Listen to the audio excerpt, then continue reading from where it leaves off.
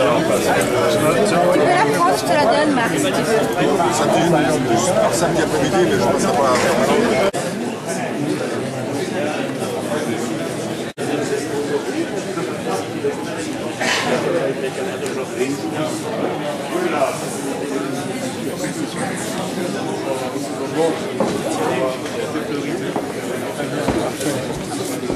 Présence.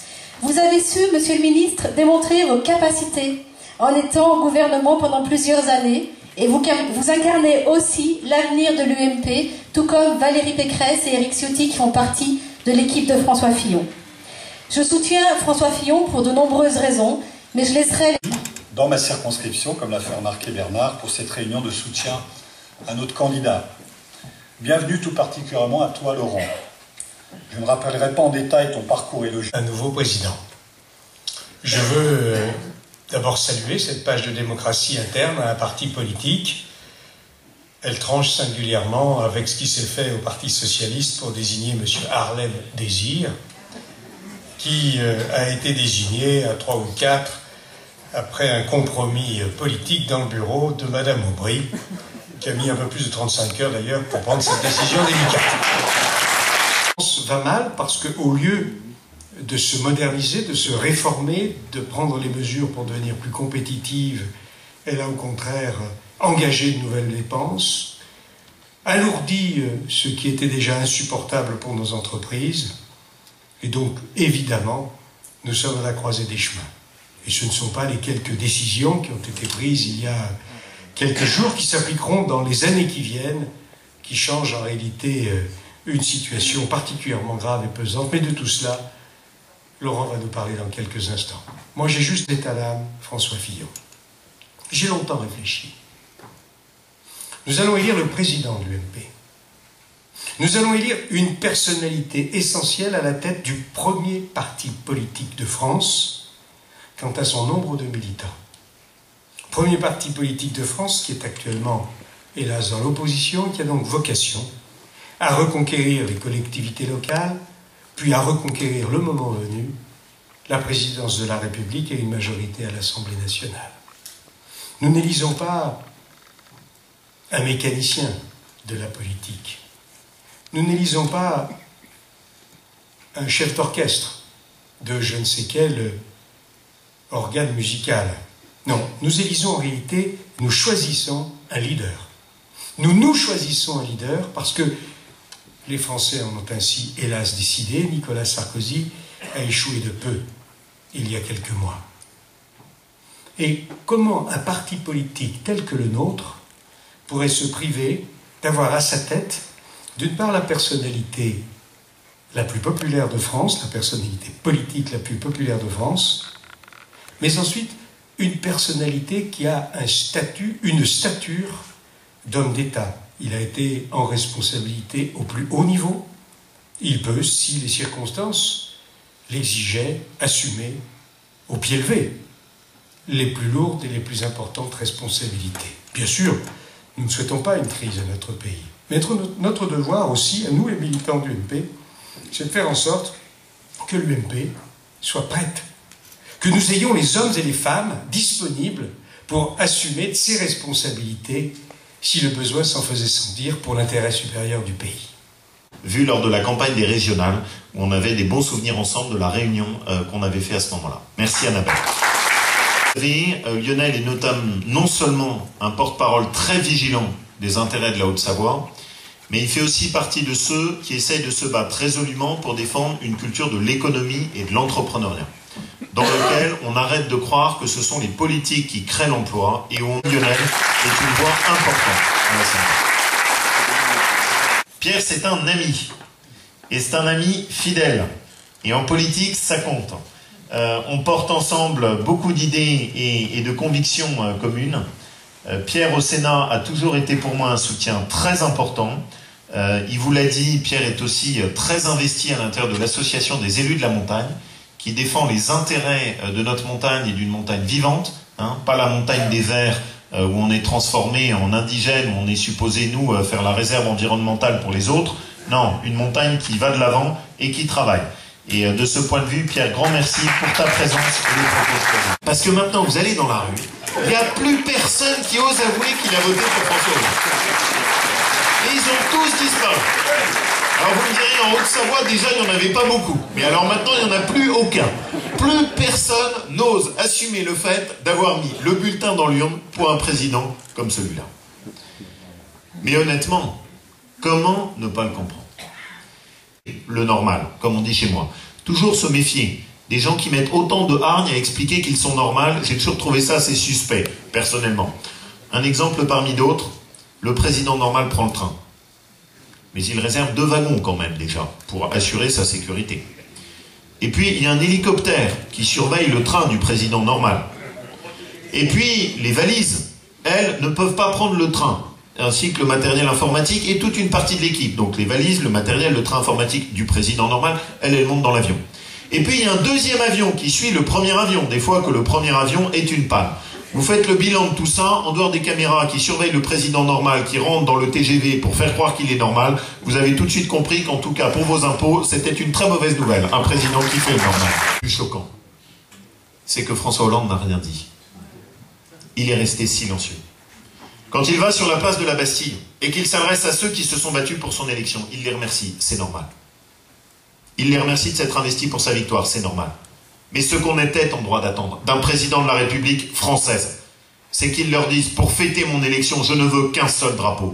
Et je vous demande d'enlever tous les drapeaux étrangers qui sont sur cette place de la Bastille. Et il n'a rien dit.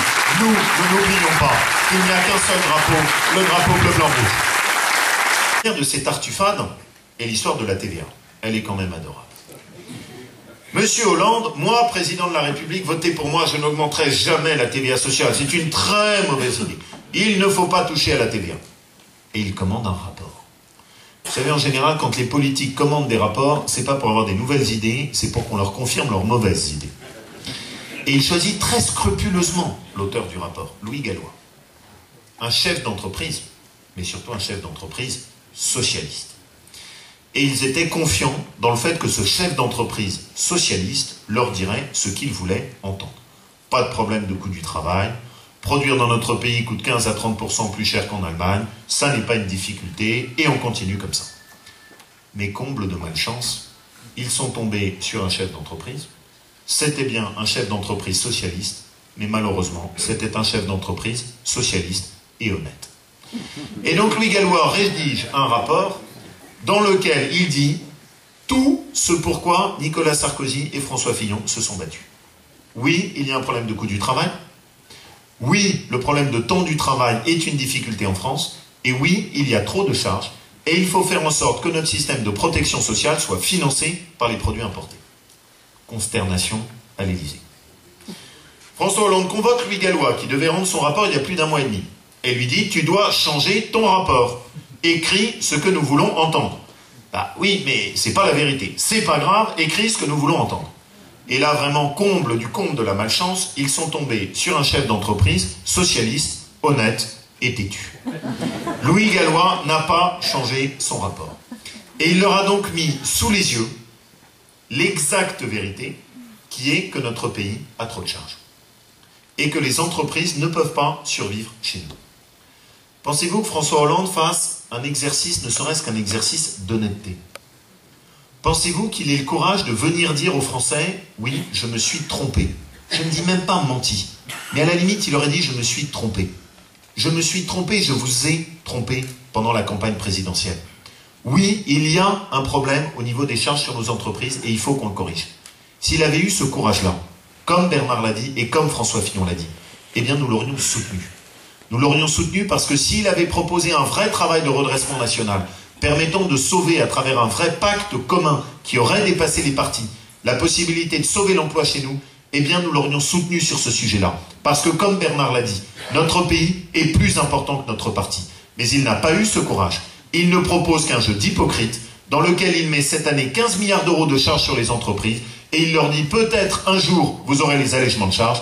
La réalité, c'est que nous avons les augmentations d'impôts, mais nous n'avons pas ni les allègements de charges sur les entreprises, ni sur les salariés. Monsieur Hollande, vous n'avez pas eu le courage qu'exige la dureté de la crise et la dureté des temps. Pour les petites peines de prison. Mais vous savez ce que Christiane Taubira entend par petite peine de prison? 6 mois? 1 an? 2 ans? 3 ans? 4 ans. Dans l'esprit de Christiane Taubira, vous êtes condamné à 4 ans de prison, vous n'exécutez pas votre peine de justice. Je viens d'avoir chez moi, sur mon département, un fait divers, douloureux, avec une bande de malfaiteurs qui sont rentrés par effraction chez une vieille dame, qu'ils ont séquestrée dans un placard. Elle y est restée pendant 2 jours avant d'être retrouvée quasi morte, et on a eu les plus grandes peines du monde à sauver sa vie. Cette bande a été attrapée, elle a été jugée, ils ont été condamnés à 4 ans de prison. Avec Madame Taubira, ils ne franchiront même pas l'enceinte d'une prison. Voilà sa conception de la justice. Eh bien, je peux vous dire que moi, comme maire, j'applique exactement l'inverse. Quand on a même un petit délit, un petit tag, une petite dégradation d'équipement public, c'est le lendemain, 6 h du matin, centre technique municipal, le pinceau, le bleu de travail, et on répare ce qu'on a fait. Tentation. Qui, à la sortie de l'établissement scolaire, refuse de céder à l'appât des trafiquants qui cherchent à en faire un de leurs futurs clients. Il essaie de rester dans un bon chemin. Et à la télé, il entend un ministre qui lui dit « ça n'est pas grave de prendre du shit ou du cannabis ». Eh bien, désolé, monsieur Payon, mais la place d'un ministre de l'Éducation nationale, ça n'est pas d'inciter la jeunesse de France à prendre du cannabis, c'est de se battre pour que ce soit zéro drogue dans l'enceinte de nos établissements scolaires et que notre jeunesse puisse être protégée contre les trafiquants de tout poil françaises. Et si vous regardez tout cela, il ne s'agit pas seulement d'une bataille de la gauche contre la droite. Parce que la réalité, c'est qu'ils s'attaquent aux fondements qui ont toujours constitué la République française, depuis quasiment 2 siècles. Les repères qui étaient aussi bien les repères de Ferry et de Clémenceau, qui étaient aussi bien les repères de Jaurès et de Blum, les repères qui étaient aussi bien les repères de De Gaulle que de Pierre Mendès France, des repères d'une République qui croyait à l'ascenseur républicain, qui croyait au travail, qui croyait à l'effort, qui croyait au mérite, qui plaçait les valeurs dans la famille pour transmettre un certain nombre de repères et de principes à nos enfants. C'est cela qu'ils sont en train de détruire. Et si nous devons nous battre, c'est pour préserver ce qui a toujours permis à la République française de surmonter les épreuves de l'histoire. Et c'est pour ceci que nous devons lutter. Pourquoi la Troisième République a été prospère? Parce qu'elle a pris soin de ses classes moyennes. Pourquoi est-ce que la France a connu cette période extraordinaire des 30 Glorieuses avec le gaullisme? Parce que De Gaulle, et il en parlait souvent, de même qu'au Pompidou, avait le souci des classes moyennes, de ceux qui sont au milieu, de ceux qui portent des valeurs d'équilibre, de ceux qui, par leur travail et par leur solidarité, permettent au pays de tourner et de créer de la valeur. Nous avons tourné le dos depuis beaucoup trop d'années aux classes moyennes. Nous avons cédé, nous y avons aussi notre part de responsabilité, à la facilité, consistant à faire payer le financement des promesses électorales systématiquement par des chèques qui étaient pris dans la poche des classes moyennes. Le seuil de tolérance des classes moyennes par rapport au poids des charges et des impôts est largement dépassé. Et comme François Fillon le rappelle constamment, la sortie du déficit et la sortie de la dette ne peut se faire qu'à partir d'économies et d'économies sur les dépenses, d'efforts faits par les responsables politiques et non comme le fait Hollande en ajoutant les impôts aux impôts sur le dos des classes moyennes. Bénéficie de la participation et l'intéressement. François Hollande vous l'a fait sauter. Vous avez un salaire? Dommage. Pour financer cette fausse réforme des retraites, il vous met des cotisations supplémentaires sur les retraites qui, à la fin du quinquennat, représenteront 100 € de plus qui sera pris sur la poche de ceux qui travaillent. Vous faites partie des grands privilégiés dans ce pays. Vous êtes retraité. Vous roulez donc sur l'or. Vous faites partie des catégories fortunées. Eh bien, François Hollande vous rajoute 0,3 points de cotisation cette année, 0,5 points l'année prochaine. Ça vous prendra au total, selon votre niveau de retraite, entre 300 à 500 € d'impôts supplémentaires sur 1 an. Et puis enfin, vous avez le malheur d'avoir travaillé dans votre vie ou de travailler. Vous payez un impôt sur le revenu. Bonne nouvelle pour vous, vous allez en payer plus, puisqu'ils ont décidé de geler le barème.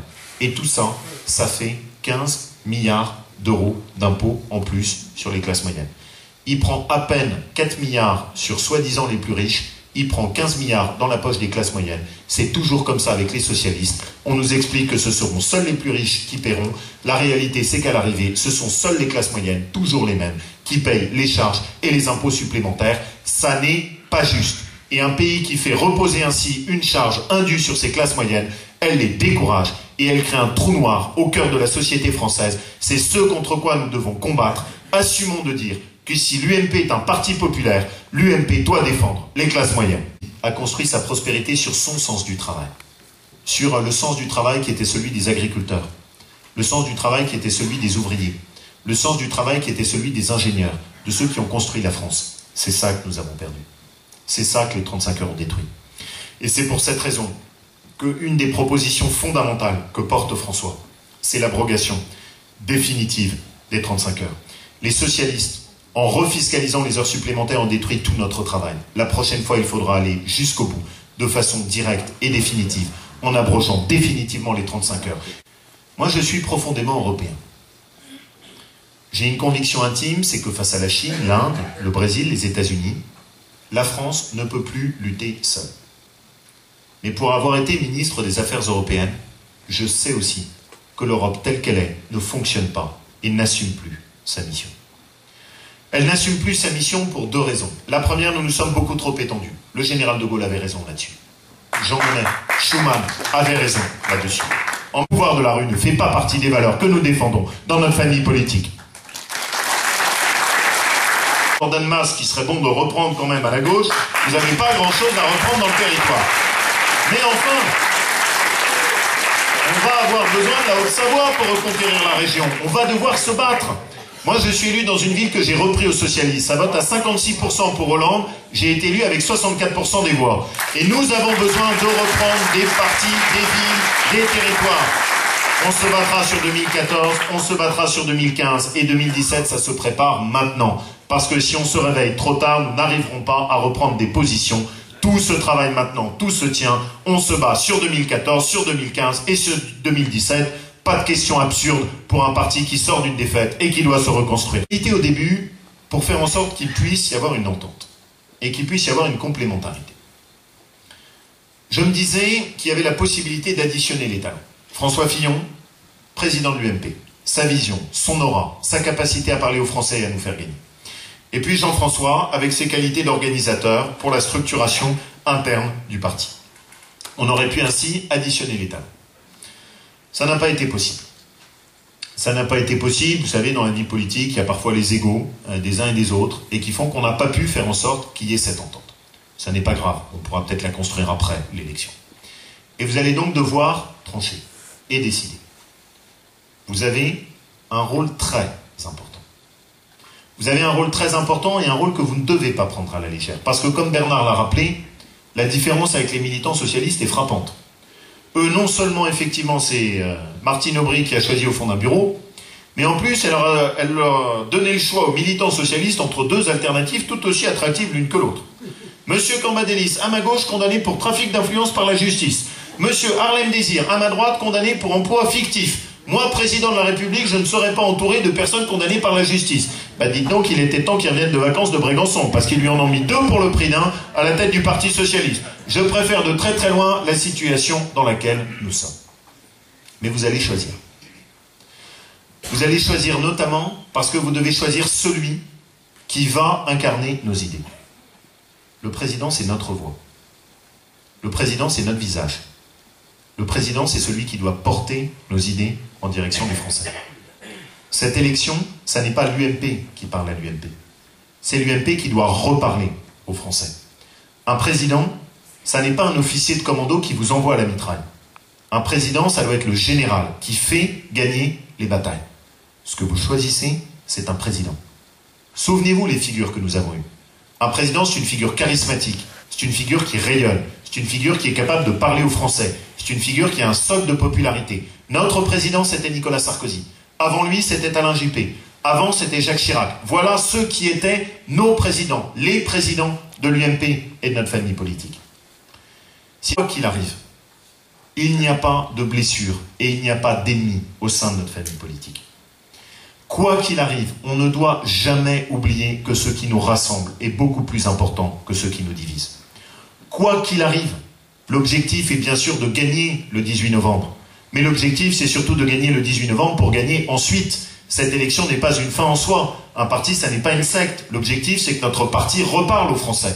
Et donc cette élection n'est que la préparation des batailles qui viennent ensuite. Et pour mener ces batailles, il faut que vous sachiez que nous serons tous unis, à l'image de ce que vous avez été capable de construire pendant cette campagne sur la Haute-Savoie.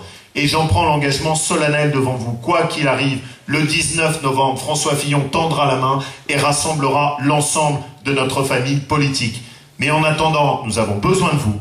On a besoin de vous parce que l'objectif, ça n'est pas seulement de gagner l'UMP. L'objectif, c'est tout simplement de faire en sorte de reconstruire, de défendre et de protéger la République française, parce que nous avons tous cette conviction, la République mérite mieux que ce que les socialistes sont en train de lui offrir. Merci à tous.